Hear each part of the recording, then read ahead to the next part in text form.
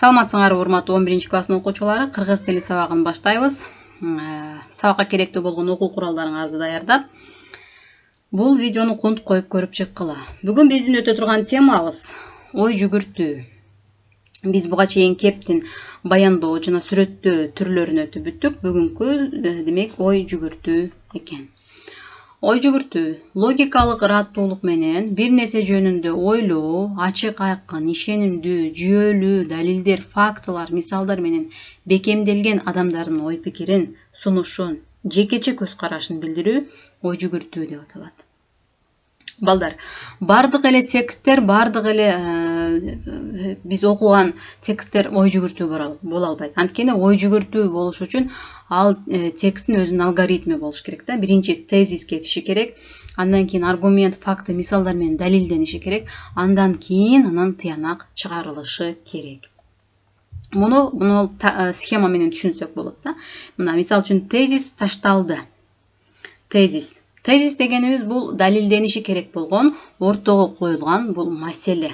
Мисал үчүн бир тезис айта турган болсок, азыркы күндө жаштар социалдык тармактарды өтө активдүү колдонуп жатышат деген тезис ташталды. Эми аны биз далилдешибиз керек. Анткени эмне үчүн ушул суроолорго жооп беребиз. Анткени коом өнүктү, интернеттин мүмкүнчүлүктөрүн жаштар билди.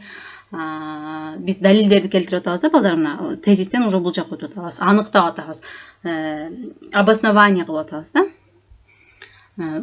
Окуучулар интернеттин мүмкүнчүлүктөрүнүн жакшы экенин билди. Экинчиден, бул өтө социалдык сеттер, түрдүү приложениялар окуучулардын убактысын өткөргөнгө кызыктуу болуп жатат. Анан ушул эле нерседен эмне чыгат? Бул нерседен кандай жыйынтык чыгарышыбыз керек, корутунду чыгарышыбыз керек да. Бул жагдайдын оң жана терс жактары дагы бар. Анткени балдар биринчиден китеп окубай, ошол телефон, интернет, социалдык тармактарда отуруп көп убактысын коротуп коюшу мүмкүн, жана бул алардын билим деңгээлине таасир этиши мүмкүн. Ошондуктан бул көрүнүшкө чектөө киргизүү зарыл.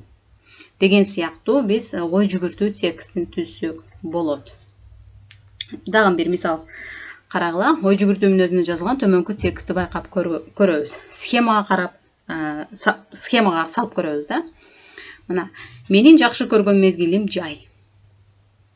Эмне үчүн мага жай аяк жагат? Демек, бул тезис болду, Анткени бул жылуу мезгил, жаратылыш көркүнө кирет, күн узарып, түн кыскарат, жашылча жемиштер бышып жетилет. Мунун бардыгы факты, аргумент болуп атат, балдар. Биз анткени эмне үчүн жайды жакшы көрөрүбүздү далилдеп атабыз. Жайлоодо жылкы, уй, койлор семирген маал. Биз жайында көлгө түшөбүз. Июль жана август айларында ыстык көлгө көп адам барат. Балдар сууга түшөт. Кайырмак менен балык кармашат. Кайыкта сейилдешет.